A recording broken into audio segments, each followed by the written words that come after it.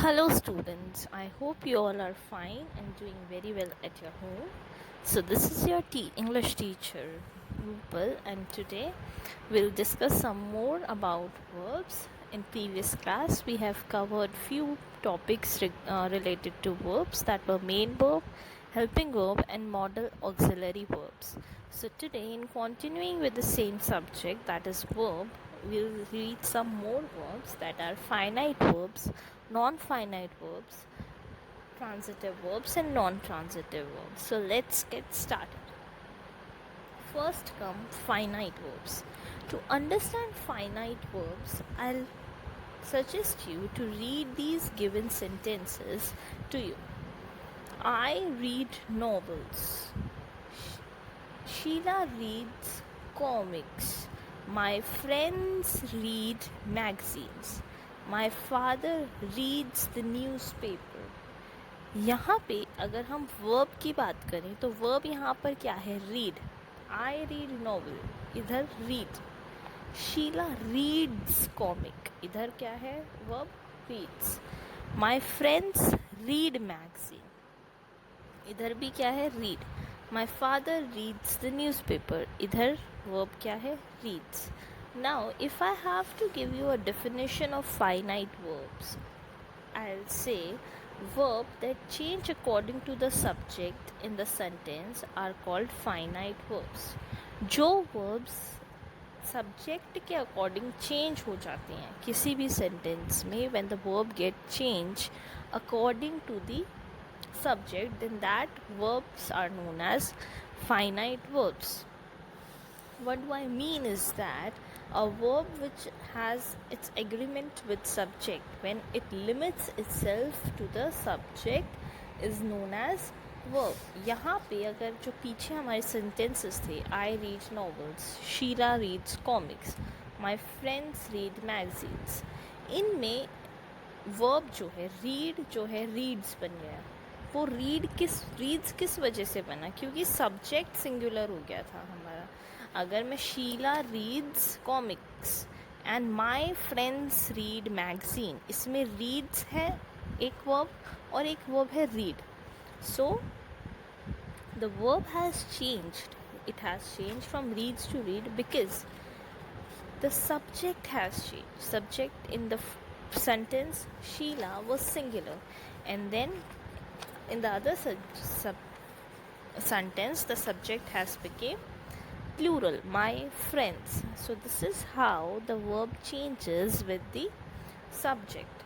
Now, because verb changes due to subject, now subject can has three parameters. तीन तरीके से हमारा subject जो है डिफ़र करता है और उसी बेसिस पे फिर हमारी वर्ब्स डिफ़र करती हैं. कैसे? Let's read it in detail. Subject हमारा तीन पैरामीटर्स पे डिफाइन किया जाता है. कैसे? एक तो टेंस पे. Tense is time that when the action is done, whether in past, whether in future, or in present. Then the subject is defined on the basis of person, कि काम कर कौन रहा है, whether the person is first person, like the present person is doing it, I am doing it, or the person is second person, he, she, it. So that becomes our second person. So subject differs on that also. And then the third category of differing subject, defining subject parameter is number. Number can be singular and plural. Now I said that subject is based on tense, person, and number. So how verb changes when the subject is defined on the basis of tense? अगर हम subject को tense के basis पे define कर रहे हैं तो हमारी verb कैसे change होगी? जैसे कि मैं तीन sentence बोलती हूँ. I am playing cricket.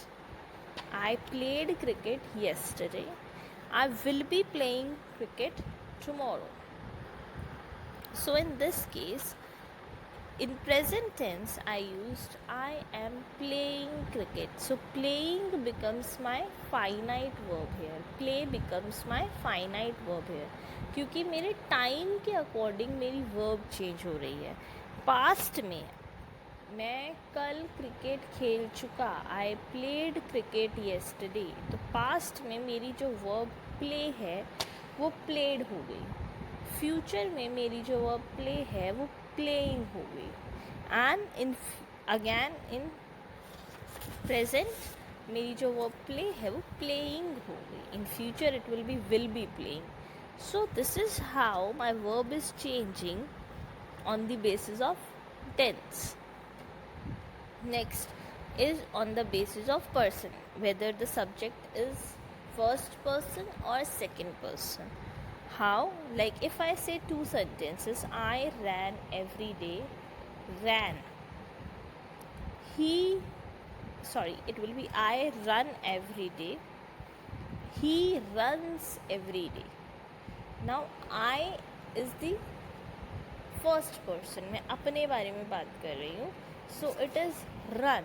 And when I am saying he runs every day, so it is second person. The verb has changed from run to runs. It has two verbs, run and runs. Clear? After that, the verb which is defined on the basis of number, that is singular and plural. Apple is of red color. And other sentences, apples are of red color. तो यहाँ पे मेरी verb is और are है. तो apple singular था तो is use किया. apples बहुत सारे हैं तो we are using are with it. So this was finite verb. मेरी verbs जो हैं sentence के subject के साथ चेंज हो रही हैं. According to the subject my verbs are changing. Now my subjects are defined in 3 categories, that is on the basis of tense, number and person. अगर मेरा टेंस पास्ट प्रेजेंट फ्यूचर में है तो it will change the verb. अगर मेरा sentence first person या second person जैसे कि आई, ही, शी, इट, दे, अगर इनमें चेंजेस आ रही है तो फिर से मेरी वर्ब्स चेंज होंगी. और अगर सिंगुलर प्लूरल है, सिंगुलर है मेरा सब्जेक्ट या प्लूरल है मेरा सब्जेक्ट, तो इनमें भी मेरी verbs according to the subject change होंगी. तो जो वर्ब्स सब्जेक्ट के अकॉर्डिंग चेंज हो रही हैं उन वर्ब्स को हम कहते हैं finite verbs. Clear? Next comes non-finite verbs. So non-finite verbs is again verb that do not change according to the subject. जो verb subject के अकॉर्डिंग चेंज नहीं होती है, मतलब उनका जो मीनिंग है वो सब्जेक्ट डिफाइन नहीं कर रहा है.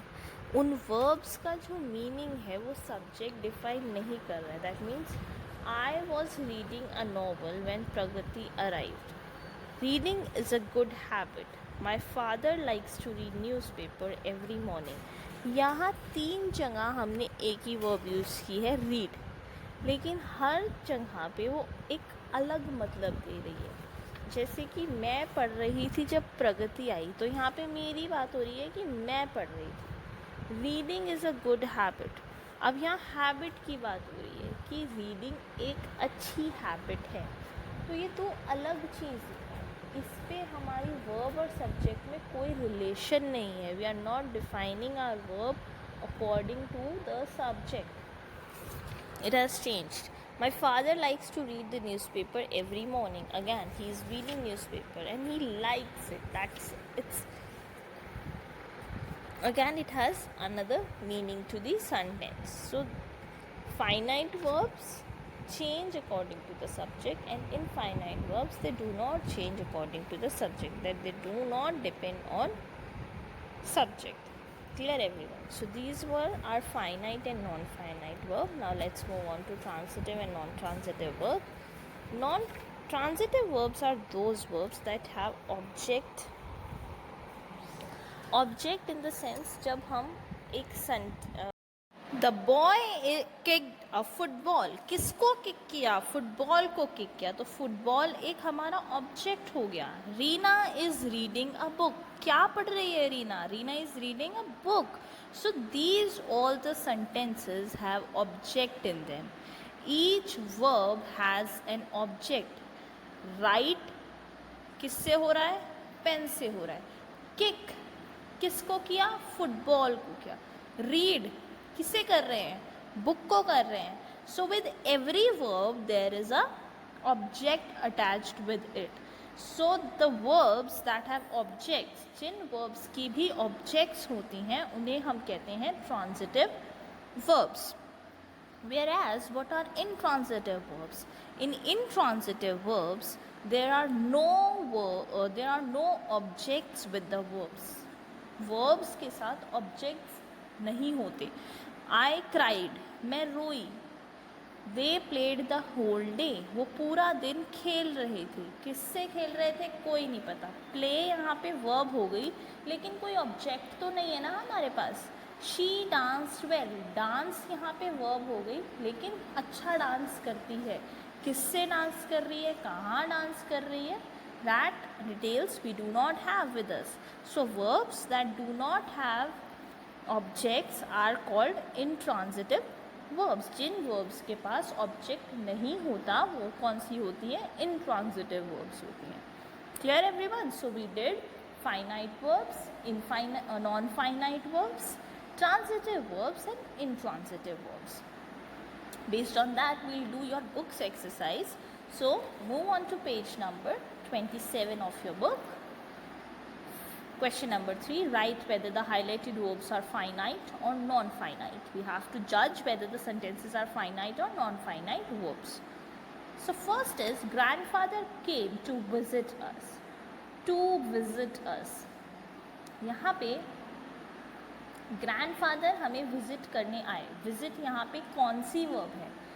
क्योंकि विजिट यहाँ हमारे सब्जेक्ट को डिफाइन नहीं कर रही. केम, ग्रैंडफादर केम, यहाँ पे हमारा सेंटेंस पूरा हो गया है कि ग्रैंडफादर आए. टू विजिट अस, विजिट कौन सी वर्ब है यहाँ पे? ग्रैंडफादर को तो कम जो वर्ब है हमारी केम वो डिफाइन करनी है ना कि ग्रैंडफादर आए. हमसे मिलने आए, ये तो कोई भी, ये जो वर्ब है ये किसी भी सब्जेक्ट को सपोर्ट नहीं कर रही है. So that's why this verb is non finite verb. My cats favourite pass time is sleeping. मेरी कैट का फेवरेट पास टाइम क्या है? स्लीपिंग है. स्लीप कैट को डिफाइन नहीं कर रही है. कैट का फेवरेट पास टाइम स्लीप है, तो ये वर्ब भी हुई non finite. I want to buy some clothes, मेरी इच्छा है कि मैं कुछ कपड़े खरीदूँ. मेरी इच्छा. आई वॉन्ट डिफाइन कर रहा है आई को.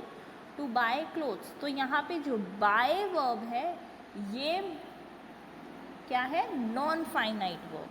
Finding the doors open the thieves went inside. Door खुले हुए थे तो थीव्स अंदर चले गए. क्योंकि ये जो वर्ब है थीव्स को डिफाइन कर रही है, क्योंकि दरवाजे खुले थे तो थीव जो है वो अंदर चले गए. That's why this verb is a finite verb. It is defining our subject. He is about to leave. He is about to leave, यहाँ पे वो जाने वाला है. ही को तो इज़ डिफाइन कर रहा है ना.